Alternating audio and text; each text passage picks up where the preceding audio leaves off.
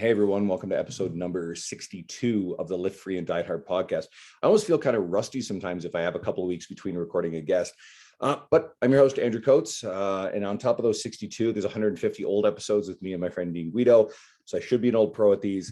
But today is about my friend David Otey, who I got to get on here for the first time. David's doing a lot of really cool stuff in the industry. Well, let's run it down. So you're the director of training at the PPSC, the Pain-Free Specialist Certification, right? You are on the advisory. Yeah. So right now, yeah. Go ahead. Sorry. Yep. Well, I'll do the list. Then I'll let you qualify all of it. So you're on the advisory board of Men's Health Magazine, and that should raise some eyebrows. I mean, that's kind of a big deal. You're also a writer for Muscle and Fitness Magazine. That's another doozy. You write for T Nation. You've written for the NSCA. You're a speaker presenter. You're in the lineup. You and I are both in the lineup for Kabuki Education Week this week. Mm-hmm. And well, you just published a book. Then I want to make sure I get this right. The 90-day transformation challenge, abs category. And that's again under the Men's Health banner. Yes.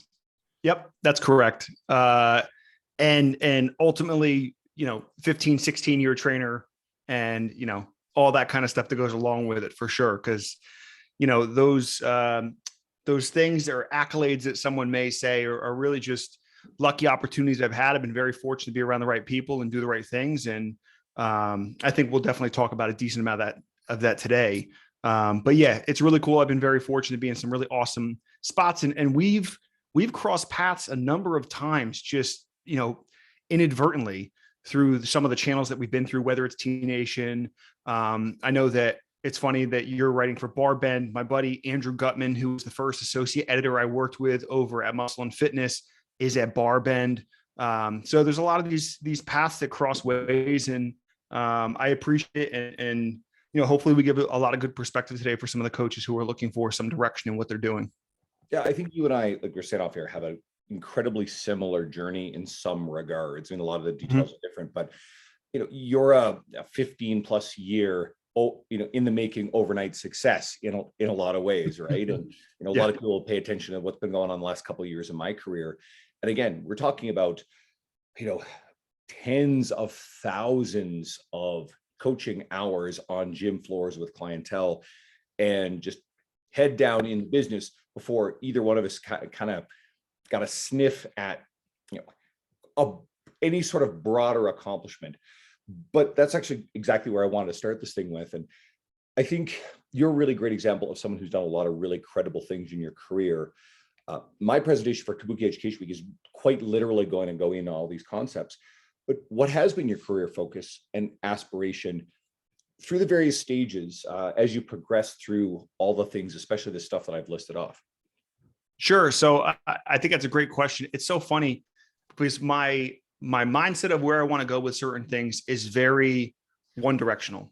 And even though it looks like it's a bunch of diverse things that I've done or things I've been involved in, it's all under the same umbrella of how do I maximize the impact of what I can do within the fitness industry? And that's not to say that my perspective is the perfect identical one that everyone should follow. But I do believe that more perspective can give people a well-rounded perspective, because then they're at least seeing things that I've seen from my shoes. They're going from my direction. So no matter if it was me as a coach starting out at, I started volunteering as a coach when I was 17 years old. I didn't know that this is what I wanted to do. And I was lucky enough that a mentor of mine, Dave Benfatti, ended up bringing me into a sports performance facility and said, "Hey, I think this is something you'd like." And I grew up not making a lot of, my parents didn't make a lot of money growing up. So I started working as early as I could.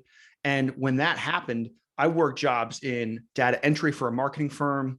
I was a baseball umpire at 13 years old. I was an expo at a restaurant, a bar back. I've been a waiter. I've done all these things. And me volunteering as a coach in a sports performance facility, it was called Chuck Mountain Sports Performance. That was the first job I ever had where I wasn't staring at the clock waiting for my shift to end. And that's when I realized that was something that I really loved to do and enjoyed doing. But ever since then, it's always been, how do I make the most impact in what I'm doing? So I end up getting into management for personal training, which is not for everyone. I think it's a lot of trainers see it as a progression. Oh, what's the next step? I'm either a gym owner or I'm a manager. That's not true. Like they're different jobs. So for me, it was, how do I help develop coaches into leaving the most impact for them. Because if my impact can help those coaches, which then impacts their 15 clients, then I spread wider through the spider web. And then it was, how do I get involved with writing in that capacity? And how do I present in that capacity? And it was all under the direction of, how do I help provide my perspective of what I've been through, from ups and downs and highs and lows and all that, so that other coaches have some forewarning or some best practices whenever they're going into their sessions or going into their career choices. And I almost feel like you and I both look at the more traditional path of, I would say, the generation of successful fitness professionals that came before us. A lot of the writers that came up through T Nation when social media wasn't a big thing. We now know there are, there's a lot of different paths and a lot of different tactics. And you often poke a little bit of fun at some of the social media side of stuff. One of the things that, again, I'm really big on in some of the media I've been working on is, it doesn't start with social media. Like, I think a lot of new coaches think that, okay, I can really invest heavily in social media, I'll blow up and I'll have industry credibility. And I think if we look across the industry at people who we certainly think very highly of, your John Berardi's, your Luca Hocevar's, Dean Somerset, Tony Gentlecore, there's a big long list, Christoph, and a lot of them have really solid social media followings, but they're not because they've been great at social media, especially recently. It's because there's a legacy of written articles and appearing on podcasts, or in some cases, some of them host their own podcasts, or having created businesses like John Berardi and, Precision Nutrition, or Mike Israetel and Renaissance Periodization. Luca owns Vigor Ground, and he's done everything under the sun, from writing to YouTube to podcasting to mentorship. Everything. There are so many of these elements to building a career based on credibility. And this is something that I've practiced as well. This podcast was kind of the first thing that came out of it. And then it was ready for T Nation 3 years ago. Before that, it was ready for my website, and that's turned into Bar Bend and Generation Iron and some other stuff. And I still feel like that's the way to go. How do you sell that to a coach who is in a hurry to step into the space where they get more renowned in the industry? So that's a good question. And I sell it in the way of kind of like what my post was about yesterday, is that it's not a quick fix. And I think to your point, the reason I poke fun at social media when it comes to certain tactics that people use, and that's the best way I'll put it, is it's not authentic. So the problem is, a lot of coaches, instead of focusing on coaching and letting the coaching build a social media, they try and build a social media and expect it to build their coaching. And it's the wrong path, right? So you need to have the credibility of what you do and how you build yourself into a certain way in order to then have people pay attention to what you're doing. It doesn't have to be revolutionary in its way either, right? It's authentic, it's consistent, it's transparent, you're honest with what you do. I think coaches that are afraid to admit mistakes is a mistake, right? Like, we all have ups and downs of what we do. And it's funny because when we were doing the Pain Free Performance podcast, one of the first interviews I had was Tony Gentlecore. And Tony, I'm lucky enough to have known for years now, but I remember on that podcast, and I remember telling him when we were out in New York City one day about the first time I DM'd Tony, asking him how he got into Men's Health magazine. And this must have been like 10 years ago or so. And I remember his first response, and his first response was, well, why do you want to write for Men's Health? Which is the same question that I ask a lot of coaches in different respects. And my response was, well, I want to be able to provide my perspective of what I've done, which is, I think, unique in a lot of ways, and spread that, right? It's the same thing that I ask for coaches when, I've been lucky enough to speak a handful of times for Dr. Brad Schoenfeld at Lehman College for his students. And when I do that, the first thing I ask them is, hey, what do you guys want to do? And a lot of them say, I want to go into sports performance. I want to train athletes. I go, well, why do you want to train athletes? And they go, well, they're the top of the top. And my follow-up question is, well, do you want to train athletes because they're the top of the top? Or do you want to train athletes so that people know that you know the athletes? Like, do you want to, are you doing it because you actually want to train high-level basketball players? Or are you doing it so that people know that you know Melo, or that you're part of the Knicks, or whatever it may be, right? So I think from that, it was, it's always that question of like, okay, your social media will be a reflection of who you are based on building an organic following because of really what you do on a day-to-day basis. And I used to have, so when I was at Equinox, I managed 72 trainers on average. We were in a 150,000 square foot facility. We were a $5 million PT business on an annual basis. And I would have coaches come in all the time and ask me, hey, how do I get into men's health? How do I start presenting for the NSTA? I want to build my social media following. And I go, okay, well, why do you want to build that? They're like, because I want to get credibility. And I go, well, at that point, I'm like, I'm on the advisory board for Men's Health Magazine. I've presented for the NSCA. I've written for the NSCA. I've written for a lot of these places. And at that time, I had 3,000 followers on Instagram. If you think the reason that I'm getting these opportunities is because of my Instagram following, you are sadly mistaken. It is the other things that have built up to that time period. So what I would say is, care about the craft. Remember what your mission and vision is. What's your mission as a coach? And what is your vision for the goal and career that you want to provide for yourself? If you're concrete on that, then you won't get lost in the shuffle of social media, which will help you manipulate, unfortunately, into the person that you really aren't necessarily in an authentic way. Yeah, so much there. All the shortcuts, right? I think the similar one I get is people asking, how do you get into T Nation? How do you get into writing for these publications? Exactly. And I've told the story a few times, so forgive me if anyone listening has heard it, but I usually turn around and say, okay, well, do you write for your own website? Start there. Here's a couple of books, and I'll say it right now, On Writing Well, William Zinsser. Go read that book if you're serious. And I've had a couple of people, my friend Daniel DeBrock. So he took everything I said and ran with it and did it. I'm going to come back to him. But I've had other people like, nah, I don't want to do this. Like they just want to skip the step. They just want the accomplishment without the work that goes into it. It's like, well, there's no way in hell I'm going to go and say to, Chris and Danny at T Nation, hey, you should put this person on here. Like, shit, no. I've done a number of collaborations. I pulled a lot of people into T Nation, and in every turn, there's someone who has a pretty big history of career accomplishment. I mean, shit, Luca Hocevar has done everything in the industry. He'd never written for T Nation. I pulled him and Tony Dentalcourt into a collab. Tony's a legend in that space. And Luca thought that was a pretty cool thing. How do you do something for the guy who has everything, right? And that was correct. A cool little feather in his cap he didn't need, but he appreciated it. And, we put Tony in there as well because it's relevant to all three of us, and we had a lot of fun doing it. So back to my friend Daniel. So Daniel went and submitted a bunch of stuff to T Nation and eventually got something accepted. And he really ran with it. He started publishing a lot of stuff. His work got a lot of attention from the PTDC's weekly best list of articles. He kept getting featured on that. And all of a sudden, he's writing for Elite FTS because he's going to apply to those guys. And he's writing for Kabuki Strength.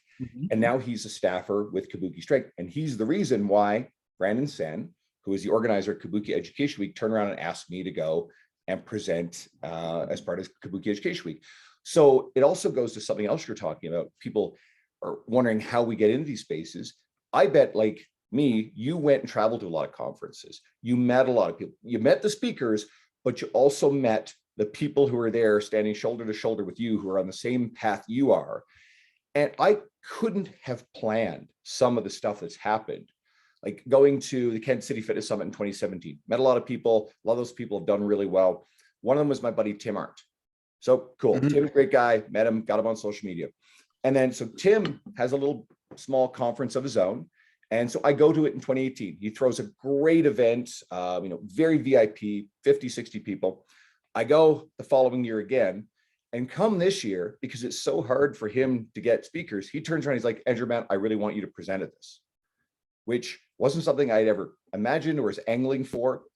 But I said, the first time that someone asks me to go present at one of these events, I'm going to say yes. I'm going to go, okay, shit, now what have I done? I better go do a good job with this shit. And that started in 2017 because I traveled to something and got to know the people there instead of trying to kiss the ass of all the speakers. But you know what? I spent some time getting to know a lot of them too, and they've turned out great as well. So there's a little bit of a lesson if you want to be patient in how to approach this stuff. What's your experience? Yeah, I was going to say that is 100% on the nose.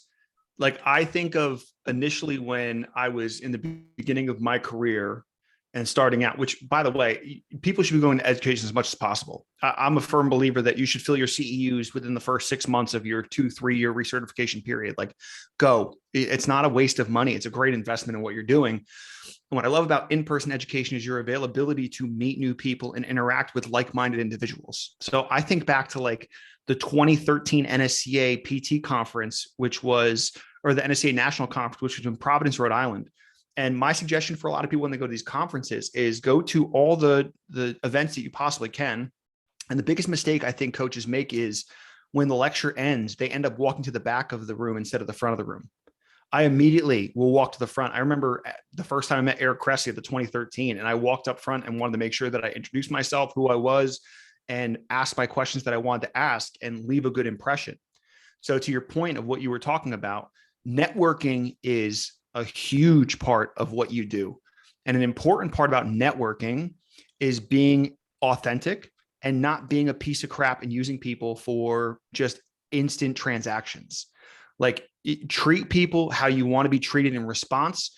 We all have that friend from high school that we haven't talked to in a long time that randomly DMs you and says, "Hey, how you been, man? By the way, I'm selling insurance now. Would you like to like, no, I know you're contacting me for your own benefit. You're not contacting me because you give a shit about me. Send emails at the holiday, send emails on someone's birthday, send them a text message, follow up with people. If you genuinely care about that person and you genuinely give a shit about their benefit and their health and wellness and how well they're doing, you want to make it a point to treat them authentically in the way that you want to be treated. And that stuff comes around. So I always tell it to people too. Like I've, companies reach out to me and they're like, "Hey, we know that you know a bunch of people in these different areas and you're connected. Can we use some of those contacts?" And I'm very, very cautious about who I allow to introduce myself to and introduce others to, because I know how long it took to build a network of people. So they know that I'm not just there to ask of things from them. But to your point a little bit also, so you got recommended to speak for some of these things. By the way, Daniel DeBrock is an ox. That guy is a monster. He was the moderator for my Kabuki presentation last year. He's huge. So I love seeing what he's doing well, and he's thriving in what he's doing. What I would suggest for people, though, that haven't read the book, read the book Never Eat Alone by Keith Ferrazzi. And don't be afraid to ask of things in situations when you feel that you've gotten to the right space. The reason I got my NSCA presentation the first time was because I reached out and asked. And I reached out to Rick Howard, and he was lucky enough to give me an opportunity, and it's gone from there. I got my first writing assignment because I asked. I remember the first time I wrote for T Nation, I sent an article called, it was like five things I learned from training. It was terrible. It was the worst article on the planet. But the way you get better at writing is writing. The way you get better at speaking is speaking. The way you get better at training is training. So dive in. If it's something that you authentically want to be a part of, then commit yourself to it. Don't expect immediate results in the same way that fitness isn't immediate results, and know that the more you put into it, the more you'll get out of it. I want to double down on one point in there too, about the giving relentlessly, but not asking. If I ask someone on my podcast, I'm cognizant of the fact that I'm asking for an hour of their time. So I want to make it something that really highlights them. But outside of that, if I turn around to someone, like I use the Luca and T Nation example, Luca's a busy dude. I didn't go to Luca and be like, "Hey brother, do you want to come and be in this article? Here, go write it and I'll just like edit up or whatever." I sent him, "Okay, hey brother, you and me are doing the same concept on our social media." It was a supported Bulgarian squat, right? He did a lot of it. I was doing a lot of it. And then Tony saw us doing it. So Tony started copying it a little bit with a torn Achilles tendon. So he's doing it on one leg. Meanwhile, 300 pounds for reps on his good leg. And so we started all like sort of tagging back and forth and turned into a little bit of a competition. So I was like, all right, I've already done one article on this. Let's do an update. I want to take this a little further. And I went and wrote the framework of it. And I said, "Hey, Luca, do you want to just add a little bit, give me a paragraph, throw you in here, and collaborate on this?" He turns around and writes a big pile of stuff because he's pretty prolific with this. So I try to frame it as not a big ask of his time, but as a, hey, if you contribute just something to add to this, you get a writing credit with this publication. So it was really geared towards doing something positive for him. And a lot of people, again, I get a lot of requests in my DMs and I really do want to help people, But one of the weird ones, and I've got friends who do this and I really want to help them, but people ask, hey, can you share this on your social media? And my default answer now is no. If I see something and I'm like, all right, I want to share this, that's one thing. But if someone asks me to share something, or if I get tagged in a lot of stuff, I'm just like, no, I'm not, because I know what's going on there. It's people who are trying to ask something from me versus turn around and give. And anybody who follows my social media notices that across the broad array of all the people that I know, I try to overwhelmingly give. We were talking about our friend Logan Dubé, right? And I've been relentless in sharing Logan's stuff because Logan's a great educator, someone who I really believe everybody in the industry should know about, one of your PPSC team, and a brilliant presenter. But Logan's never asked for a damn thing from me, which makes it just that much more appealing to say, nah, Logan, we're going to try to blow you up. We're going to try to make sure more people know about you. Yeah, no, I think that's exactly it. And anyone who's not following Logan Dubé on IG or anything to follow fitness stuff, you are sorely missing out on quality information. So shout out to Logan, the GOAT. But what I would say is, to that point, that's why I poke fun at like hey, here are a bunch of people you should follow. Because there's a very stark difference between what you do and what a lot of other people do, right? What you do is, and which is what all coaches should do, is I want to build other people up. When the water rises, all ships rise. If one of us rises in the industry, we all rise, right? So I'm big on, let's build these towers as high as possible. Manhattan wasn't built with one big tower. Everyone's buildings were getting higher and higher, right? That's how you make an amazing city. I want this industry to be Manhattan. I want everything high rise, right? And you do that by propping other people up and supporting other people authentically, because I think that person's awesome. This is who I follow. And if you want some information, follow them. What I don't like about the social media end of that, which happens sometimes, is coaches will tag a bunch of people and go, here's a bunch of cool people I think you should follow, but they all have 250,000 followers. And it's like, they're just trying to get a tag back or a reshare in their story so that they can get some love back. It's not authentic. They're not doing it for the right reasons, right? It's the person that donates $10 and then tells everyone, hey, I donated $10. That's not why you donate. You donate to give. So that's my big thing with that is, are you authentically propping other people up because you know it's for the best interest of everyone involved versus for your own sake in the matter? Yeah, it's funny. I saw that post. And of course, I know you immediately sent it to me going, hey, I'm not talking about you. Not you. I know people thought you probably were, but that's fine, because I know I'm the one who probably popularized this stuff. Not the first, but now you're seeing them everywhere, which is cool. Like, again, more abundance mindset. And you're right. Some people are being, what I would say, performative about it, or it's their intention to get back as much, if not more, than receiving it. Sure. If ultimately you go through your career trying to give and share information and support other people with no expectation in return, that's the road to a lot of good stuff coming back at you. And people will. You go and you build that career credibility. You write for stuff, you do your podcast, do your YouTube channel, develop really cool stuff, and people will take notice. You meet people at events. I met Sohee Lee in 2017, same event, Kansas City. I met a lot of cool people there. And Sohee and I have become friends over the years. I've hung out with her at other events. She invited me to come see Lane Norton and Brad Schoenfeld speak back. I think it was early 2019. And so we were hanging out there along with our pal, Derek Stanley. And so just at the end of this year, Sohee puts up a video, a reel, and she's talking about how she's not on either side of the diet culture, anti-diet culture sort of thing. And it's like this nuanced middle ground. And she lists a very small cluster of coaches that she says their media does a really good job of walking that line. And she tagged Derek and I in that. And I probably gained about 400 followers off that post. And I'm like, wow, holy shit, that's really cool. I've had Sohee on my podcast a bunch of times, but I've never tried to leverage Sohee's massive following for any of my gain. And I know that when she did that, that was completely authentic, right? Yeah. And I think that's what matters, right? To your point, what I also want coaches to know too, is the end game should not be having the largest social media following if you need to, right? There's a very big difference between personal success and perceived success.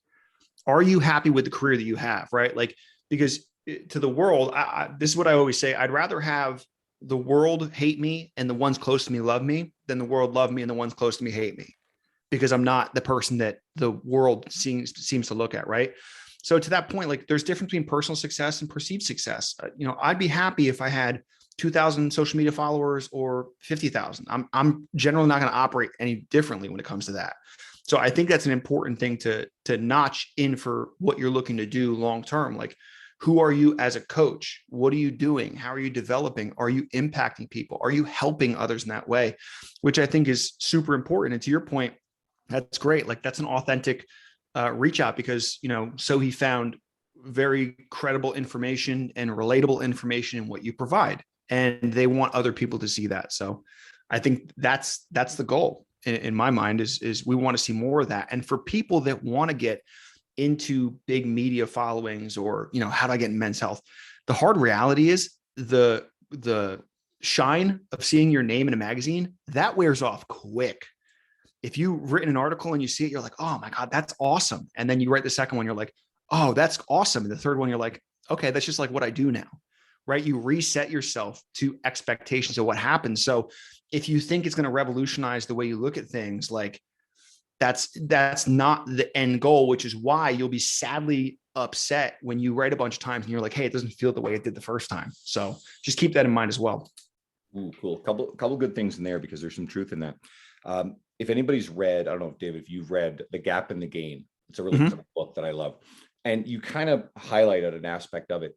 And a lot of people live in this, the authors go over this concept where you have where you currently are, everything that you've accomplished, and then everything that you still have yet to accomplish and want to and desire. And think of that moving horizon is the analogy they use. And so that moving horizon is the gap between where you are and what you want. And the gain is what you've gained across your career. And a lot of people get stuck living in and just focused on the gap and what they haven't done yet. And then they're never satisfied. And it's kind of a negative place to be. Sure, it's great to look to things you want to accomplish in your career, like be hungry, have ambition, awesome. But don't live in there and forget about and celebrate all of the milestones along the way and be very grateful for the journey. So anyone who hasn't read the book, very simple concept, awesome. Do the physical book, the audio. This is Dan Sullivan, the older of the two, is intolerable to listen to. He's a stuttering mess, bumbling mess. And this guy is like the idea man, but there's an interview, sort of Q&A podcast style thing at the end of each chapter. Completely intolerable. I'd rather just skip through what he says because it's bad. I got lost on that train of thought. Social media. Here's something I'm really big on. And especially for anybody listening who hasn't yet built up much of a social media following, do not, and I use very strong language here, do not get caught up in negativity, complaining, or frustration about what is going on with people who are, even the charlatans, even the people who are sharing bad information out there. I am on a mission to grow a larger following with credible information, leveraging the career accomplishments that I have to reach more people. I do not spend my energy worried about what other people are doing in that space. I am trying to share information to a broader array of people, so the way I'm competing through the noise. And I mean, I'll never have the Kardashian social media following, but I'm not worried about it. Like, I'll make a little bit of fun occasionally, but I don't complain about what they're doing, because we're never going to reach everyone. But I find a lot of coaches get mired in this negative attitude. And it's nothing but complaining about what other people are doing. There's nothing constructive about that. It's negative energy. It's envy, and it's rooted in envy. It's jealousy of something that they want. And they play it off like, oh, all these people are bad. Here's a little hint.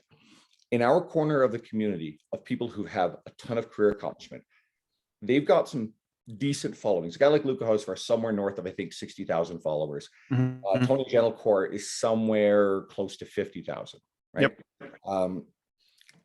And yet we've got people who there's not anything notable about them who have 90, 100, 200,000 followers. Let me give you a little hint here. A lot of these people have fake followings. They have bought their followings, and it'll totally destroy someone's engagement. That person is not a concern. Now, it's not everyone, and it's also not, hey, I don't like that person's information. It must be fake following. No. Some of them have found ways to leverage it and attract attention. But do not worry about what they're doing, because in a lot of cases, they are buying followers. If you see someone, and I've seen this, someone who is not sharing anything that gets shares to get attention to gain following, but all of a sudden, one day to the next, they're up 10, 20,000 followers. That doesn't happen. Those are bot followers. So if you know that someone's doing that, okay, cool, just dismiss them, move on, because that person is not having any sort of negative impact that you're worried about. And please, for the love of God, do not fall into the trap of thinking, "Ooh, I'm going to buy a bunch of followers. It'll look like I'm credible. And then that way more people will want to follow me because I got the big following." No, it'll completely nuke your engagement on the algorithm. Your stuff will get shared out to a bunch of dead followers. They won't respond to it. The Instagram algorithm will kill your post. You will gain no traction. And I know a bunch of people quietly who fell into this trap, and they're restarting their accounts because they bought followers, or their accounts are ruined, and now they have to start over fresh.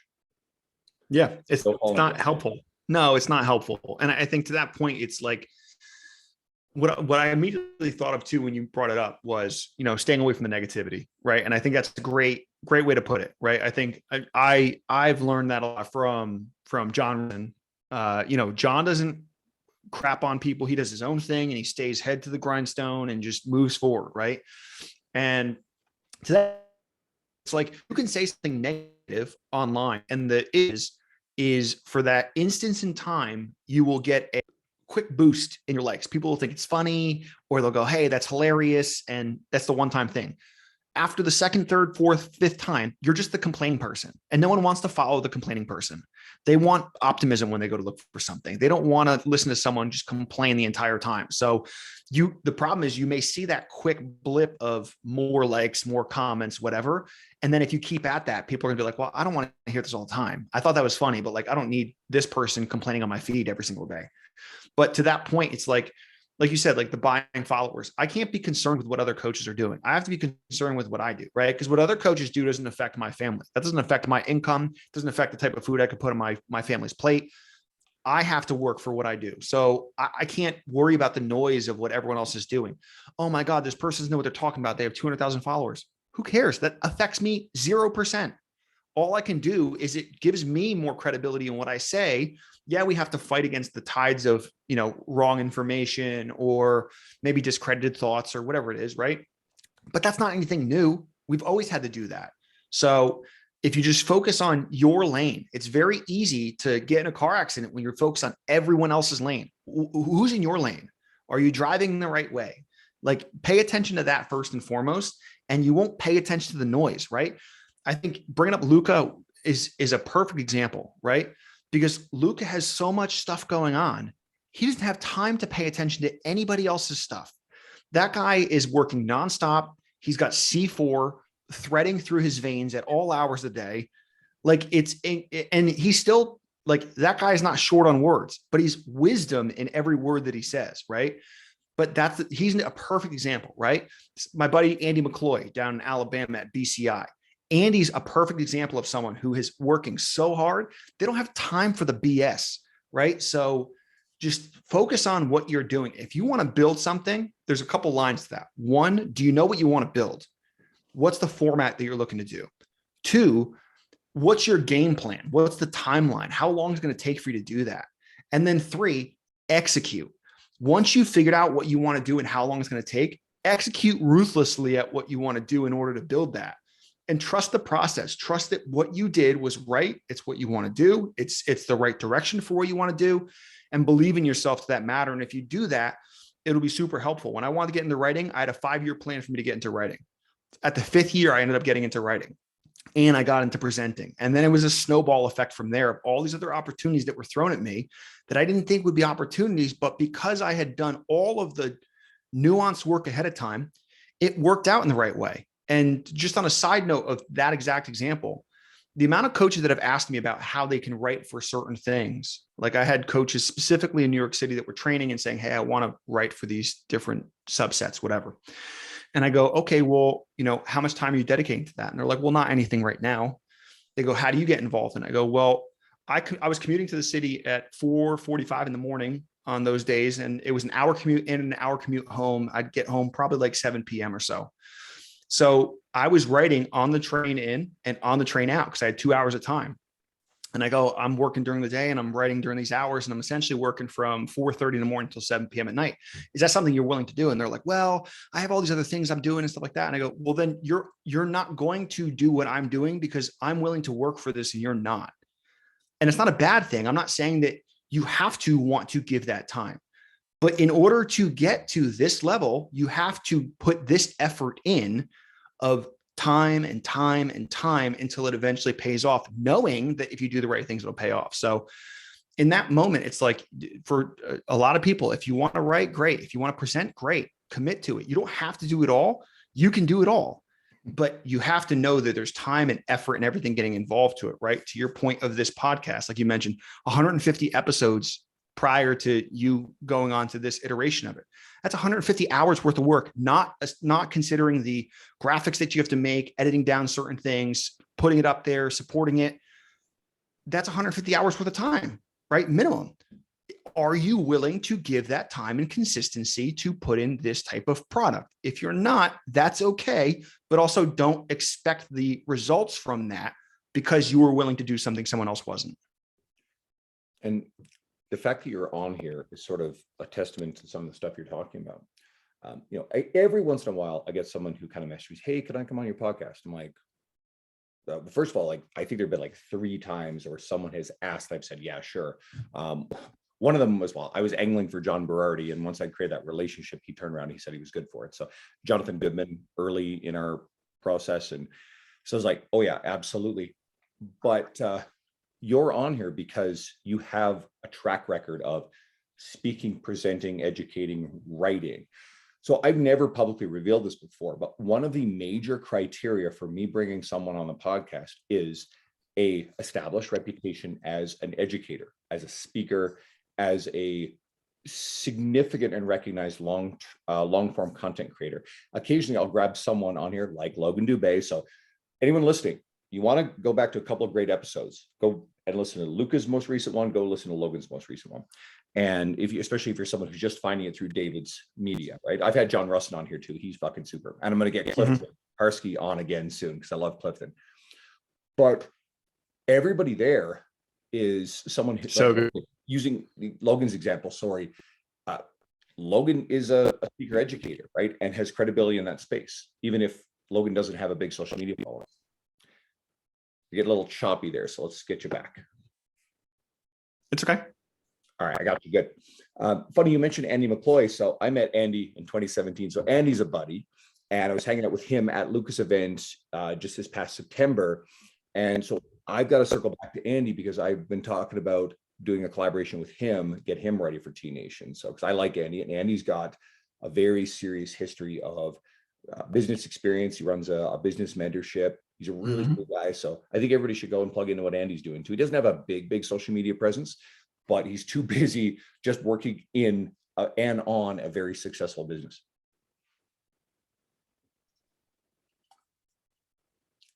All right, still got you. Cool. David's image is reasonable. Yep. Okay, what's the big picture for you? Like all the stuff we talked about, where do you want to take all this? Me, I don't, there's no clear direction of what I want to take all this. I think what I'm trying to do is find the next iteration of how I'm going to be able to impact even more people, right? I think I'm going to continue writing. I want to continue writing. Writing a book was never something that I thought would happen in the cards, but I was given the opportunity and it happened, right? Presenting, I think, is one of the most important things to do. And my mission in everything that I do right now is very clear and cut in how it's shifted. My goal is to keep trainers training.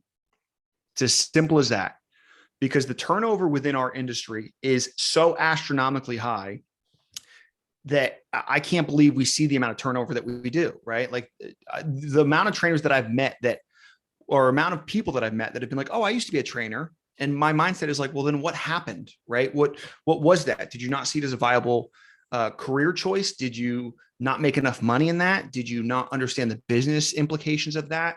Were the expectations offset of what you thought it was going to be? Do you think it was a 9-to-5 job? Did you think that you were going to just wear sweatpants and work out all day? Like, what was it? But what I want to do is better inform young coaches and put them in a position to be successful. Because in my time when I was at Equinox, which I was at Equinox for 7 years, I probably managed about 400 trainers during that time, all going into different varying things, right? A lot of them have maintained being trainers. Some have become lawyers, some have become physical therapists, some have gone on to become doctors, et cetera, right? But the theme was authentic in the beginning, which was I treated every single person like a person. They weren't a number on staff. I wasn't their manager and they weren't my employee. We worked together, period, right? Like we collaborated. I treated them as a human because I wanted to make sure that they were able to get the time they wanted to for vacation, and that they were paying attention to how to utilize their pay structure the right way and how to save up money as a coach. Because those are a lot of things that young coaches don't know how to do. They don't know how to take vacation time. They don't know how to save up for that. They get burnt out because they're overworking, and urgency doesn't last on a continuum unless you're Luca, right? So for a lot of these people, it's a matter of knowing what the expectation is in the beginning. So my goal in the long term, no matter what the outlet is to keep trainers training.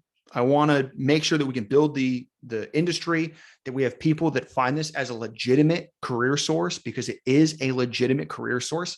I get so happy when I work with new clients and they're like, hey, you treat this a lot differently than every other trainer I've had before. It's sad because then I'm like, well, they didn't get the experience they wanted to, but it's nice because then I'm like, okay, I'm putting the investment in to make sure that they know that this is something that I take very seriously with what I do, and I'm genuinely here to help them. So whatever my next iteration of stuff is, it's that I want to keep trainers training. I want this industry to build its credibility in what it does. And as I said before, as the water rises, all boats rise. So if one of us progresses, all of us progresses. And that's what I'm here for. Anyone who's been around long enough to know my philosophies can hear that David's aligned closely with mine. It's purely abundance mindset. The book. So what put you in a position to write it, and what was the process like? And any advice for anyone who's like, hey, we're talking about getting into writing, and all the book is the big picture writing thing. What would you say? So the book was a pain in the butt, right? It's a lot of writing. Let's be very clear about that. So unless you're like dedicated to want to do that, it's going to be a tough task. I got fortunate enough that after writing enough times with Men's Health, they reached out to me and they said, hey, we're looking at putting out another book, which if you know Hearst Publishing, they don't put out a lot of books. They've maybe put out like 6 or so. I remember I still have the first book that my wife, who was my girlfriend at the time, bought me, which was like the top exercises from Men's Health. And I looked at it, I'm like, oh, I would love to write something like this one day. And there's people who are like the most tenured writers in the industry, like Lou Schuler, who have written for Men's Health, written a book, and now with the PTC and all that kind of stuff, right? So there's the levels of what you see in that. I've been very fortunate that I have a lot of really awesome people who have been in my corner that have helped me shape shift into the type of writing I've done. So one thing I would say is find someone to help mentor you through this process of getting into there, right? Like get someone who can help give you some creative design ideas. I have to give immediate shout outs to Sean Perrine. Sean Perrine was the chief editor at Muscle and Fitness. He gave me my first shot at writing. He's the one that set up me working out with Arnold Schwarzenegger, which was the coolest moment I could think of within my fitness career. Sean is the reason I know Andrew Gutman today, who is with Barbend. I have to thank Ebenezer Samuel at Men's Health. I have to thank Sean Heisen, who's now at On It. There's a list of people who are just very, very impactful, influential within writing that have helped me within my career to better understand what it was and have the patience to work with me while I was able to do that, because I'm not a writer by trade. I never thought I'd be a writer. If you would have asked my high school English teacher that I'd be writing or I had a book right now, she would laugh in your face. But it was just something that I was passionate about in the right way. And I put my time in to do that. So if you want to get into writing, one, identify what I would say is 3 to 5 really strong writers that you think are very good at what they do and can clearly and concisely give their voice. I think that's the most important part about writing. Like when I read Lee Boyce's articles, I hear Lee talking to me. When I read Tony's articles, I hear it in Tony's voice. That's a very, very important thing when you read. Can you hear that person saying that?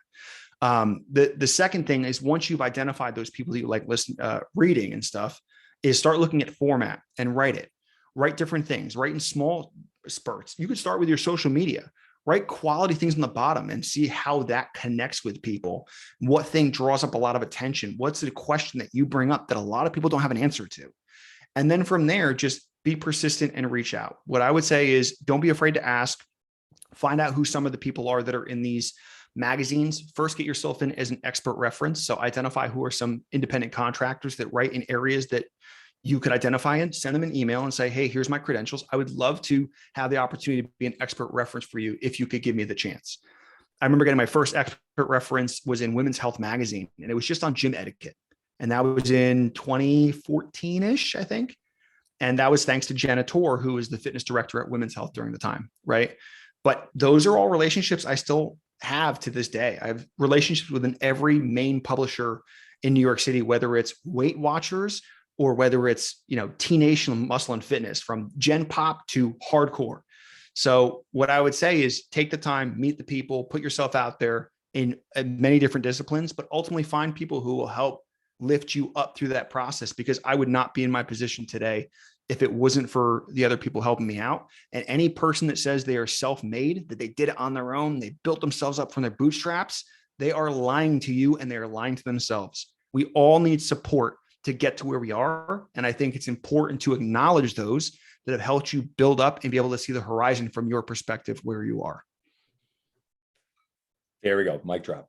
You mentioned a few names in there. I'm just laughing, like Lou Schuler. Lou, I met Lou in 2017. Like, this event, this Kansas City Fitness Summit, is the insider thing. It's too bad it's no longer a thing, but Lou's a big heavyweight in the traditional writing space in fitness. And yeah, Lou was one of the earlier people to plug into my stuff, but I just met him because he was the MC of the event. Love Lou to death. And of course, you mentioned earlier about how Andrew Gutman's my editor at Barband. Andrew reached out to me a couple of years ago when he was with Muscle and Fitness, and he was starting to kick tires about having me write for those guys. Now he moved on and eventually wound up at Barband, and then someone created a link back to Barband. Oh God, it was Austin Current, who was on my podcast. Austin's a really great guy. Another guy who's written an awesome book recently. And of course, Austin refers me to Andrew, and Andrew's like, oh yeah, I know him. And we knew each other, so reconnected. And it was my friend Jeb Johnston, who's also written for Muscle and Fitness, who created the initial connection and mentioned my name to Andrew Gutman. So I hope people, and again, it's not to like drop a lot of names, but it's to see a pattern. And virtually all of this stuff came from one single event that I traveled to. And I met a ton of people, added them all to Facebook, connected with them, and kept traveling and worked on those relationships because I like these people, not because I thought there was something to gain. It's because these are kindred spirits, people on the same path who I didn't find a lot of the local fitness community. There's a few, like Dean Somerset's here, but there weren't a lot of people locally who were as passionate about the same direction that I was. A lot of the trainers are on the floor gym trainers. That's since changed. There's a growing network here. But initially, I had to go outside the city to find that community. And it was one of the best things I ever did. Where do people find you online so they can find your social media, dig into your writing? Sure. So my IG is at David Otey Fit. My website is www.oteyfitness.com, OTEY. I need to put so I have a mini blog of what I do on my site right now, but if you Google Otey and fitness, it'll come up on a whole multitude of publications. So I'm going to format all that so it's on my website so you can reference all the men's health stuff and T Nation and whatever. But yeah, I mean, listen, I think for a lot of people, get the perspective that you can. I also acknowledge that I was in a unique scenario that, I spent a lot of my time in New York City, which is the centralized hub for a lot of these different areas. So I was probably at an advantage to meet some of these people and create some of these relationships. But no matter where you are, you can always still leave a good impression with somebody. So, don't be afraid to reach out and do that kind of stuff. If you are curious to ask me of certain things, send me a message. Send me an email, message me on the site, any of that kind of stuff. I'm happy to give as much perspective as I can. And if I think you're asking too much, I'll tell you at the same time. But it's important because I think I want people to understand, what's involved with what you could do as a coach. And I like people identifying what are the ultimate possibilities of what you can do, right? Like, what can you do as a personal trainer? There are plenty of experiences literally behind me of me with Arnold Schwarzenegger, me holding the Heisman Trophy at Wisconsin, like a lot of cool opportunities that I've been able to do because of personal training. So don't think that you're within a box within what you do. you create your own lifestyle, you create your own perspective, you can create your own career path within this area, but you have to know what you want to do and you have to be willing to put in the work for it. David, you've been an amazing guest. I really do encourage everyone to go and follow more of your stuff, seriously, especially if you have the kind of ambition to do some of the things that you and I are displaying on our media that we've been able to do. You know, you're very much on the same path I've been, and it's one of the reasons why you and I have been connected and interactive, and it's been a real pleasure to have you on here. For everybody else listening, if you are finding this episode through David's media, like I said, go check out the Logan Dubé episode, go check out the Luca episode, go check out the John Russin episode, and then look at the library. I've had the who's who of the fitness industry, minus a few, but working on it. So there's a lot of really great people through the history of this podcast, and I would love to earn your continued listening. I'm going to work on more great guests coming up. If you're a longtime listener, I'm still going to look for those reviews. Share it with someone that you think this would help in their career, you know, an aspiring personal trainer who you believe this might help. Thank you so much for continuing to listen. And until next week.